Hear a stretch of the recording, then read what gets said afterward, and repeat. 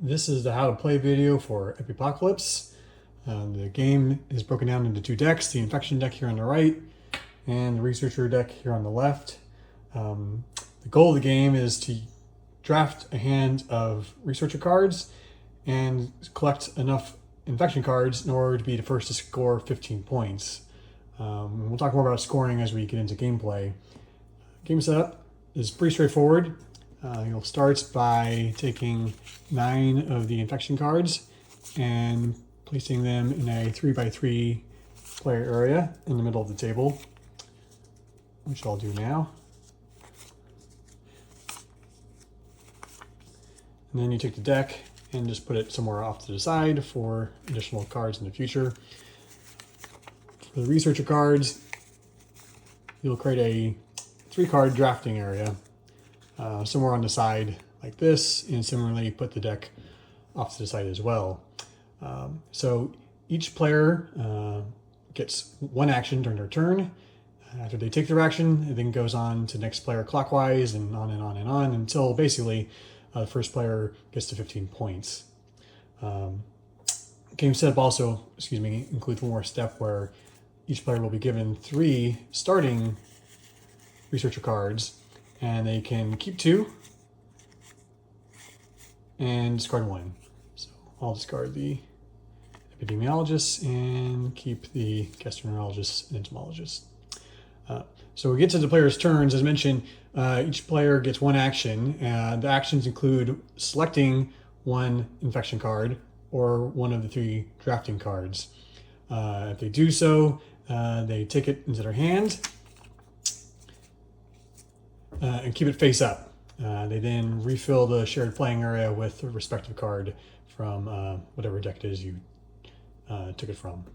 Alternatively, patient players can decide that they don't like any of the cards in either the infection card play area or the researcher card drafting area and skip their turn. And when it comes back around to the next, the entire play area is refilled from the respective decks.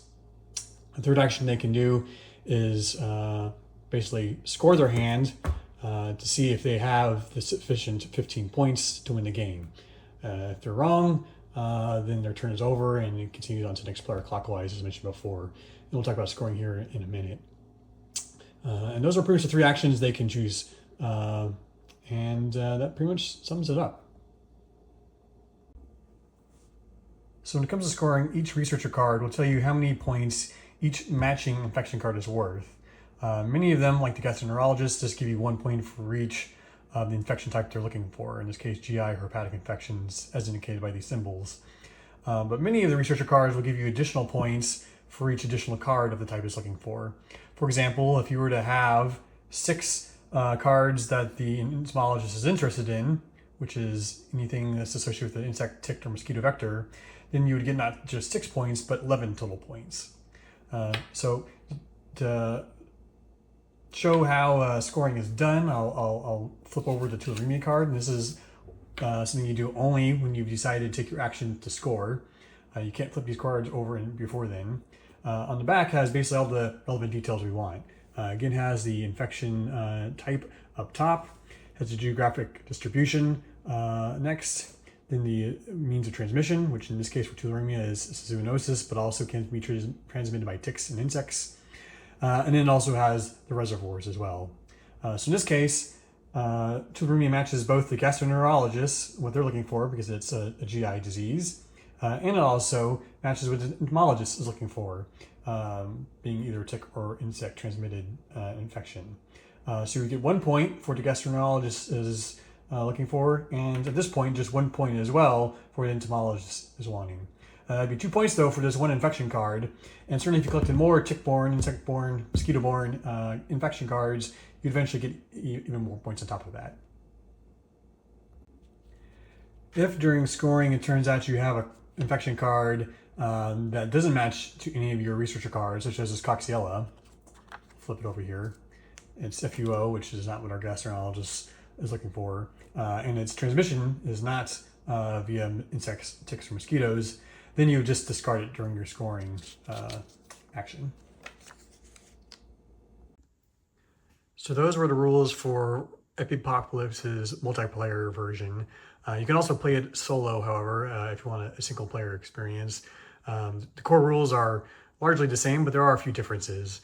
So as far as game setup is concerned, this is what it'll look like. You'll of course have the same 3x3 infection card play area, but you won't have the researcher drafting area that's typically off on the side. Instead, you'll determine your initial starting researchers based on the mission you select at the very beginning of the game.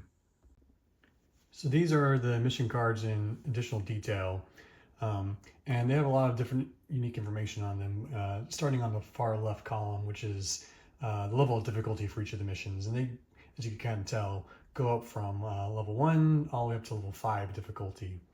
In the mission column, 2 columns over, will tell you which of the researcher cards you'll start with.